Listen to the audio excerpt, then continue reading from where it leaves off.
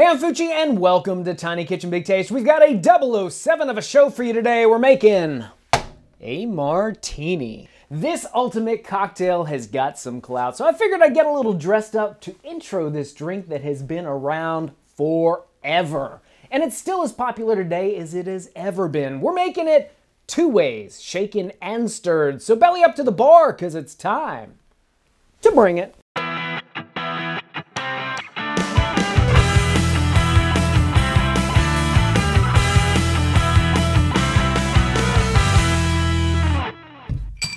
So what you're gonna need is gin, vermouth, ice, and olives, which are optional. You'll also need a shaker, martini glass, jigger, stir, which is optional, and toothpicks, which are also optional.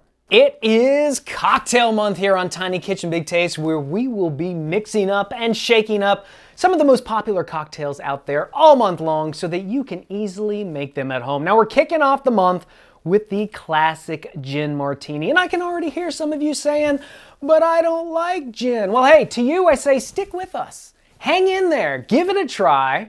And if you don't like it, no big deal, just substitute vodka. You can make it the exact same way. So what is gin? Well, it's actually a neutral alcohol, like a grain alcohol, that is redistilled with a variety of botanicals, the main one being juniper berries. That gives it that nice, spicy flavor.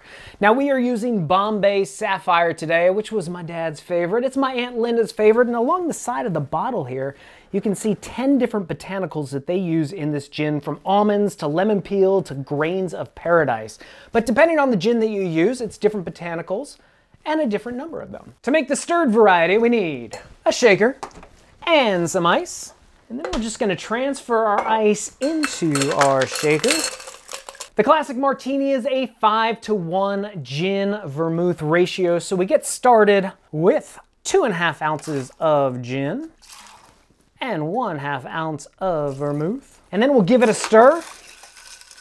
Now you want to stir this for a good 45 seconds until the frost starts to develop on the side. Now, as you can see, the frost is starting to develop here. And at this point, we're going to grab our nicely chilled glass, and we'll go ahead and strain that into our martini glass. And we will garnish it with a couple of olives, the stirred classic gin martini. Cha-cha. So let's shake things up. Now, a lot of people say you shouldn't shake a gin martini because you will bruise the gin.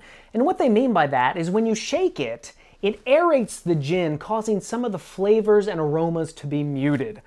Well, frankly, it doesn't bother me, and I actually like a really cold gin martini, which is what you get when you shake it. I also like it really dry, which means we're going to use very little vermouth.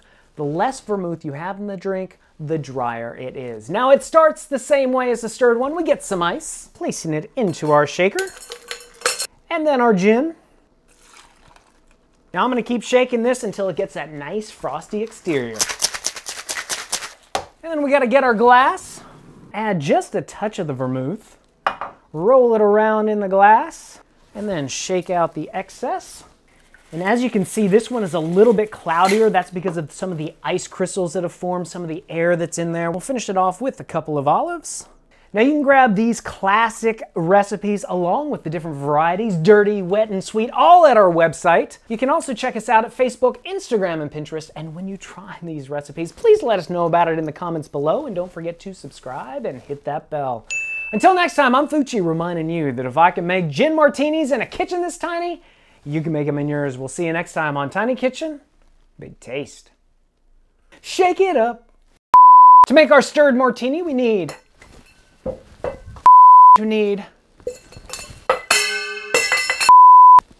a shaker.